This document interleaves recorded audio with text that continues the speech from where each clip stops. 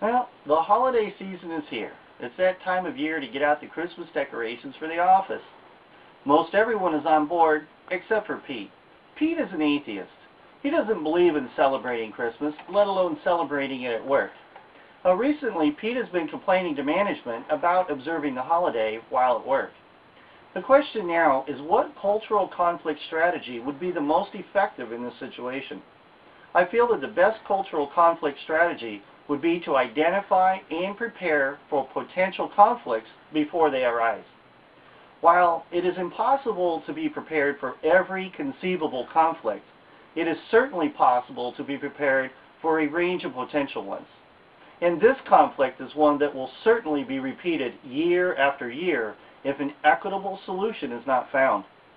However, according to Warren, conflict is a positive occurrence if managed properly. Now, this suggests that the attitude toward conflict need not be always negative and treated as something to be avoided at all costs. The key is an effective conflict management.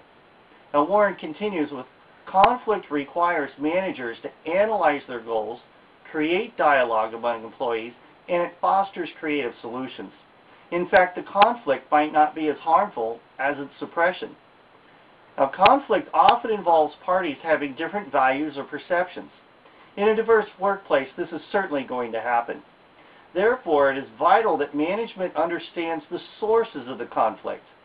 Warren suggests that when managers understand the sources of conflict, they're better able to select the appropriate communication strategy to resolve them.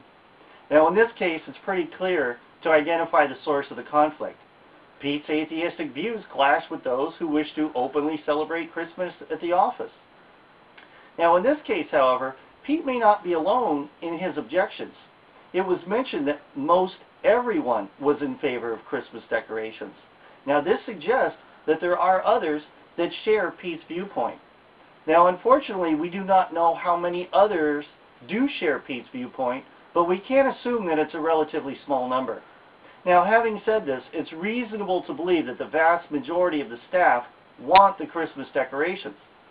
Now that we have identified the source of the conflict, it's time to work on the solution. Like any society, a company will have its own unique culture as well. And, according to Livermore, cultural intelligence is the capability to function effectively across a variety of cultural contexts. It seems that a good conflict prevention strategy in this case is to strengthen the cultural intelligence throughout the office. In this way, both sides of the conflict gain a better insight into the other's perspective and will be more open to tolerating the other's viewpoint. Now, since the vast majority of the staff is in favor of the Christmas decorations, it is reasonable to believe that this has been the tradition of the office for quite some time. Cultural intelligence training may reveal a solution that best suits everyone. Now, at this point, it does not make much sense to upset the majority of the staff in favor of a very small minority by prohibiting the Christmas decorations at this time, especially on such short notice. However, there will be plenty of time to work toward an equitable solution for next year.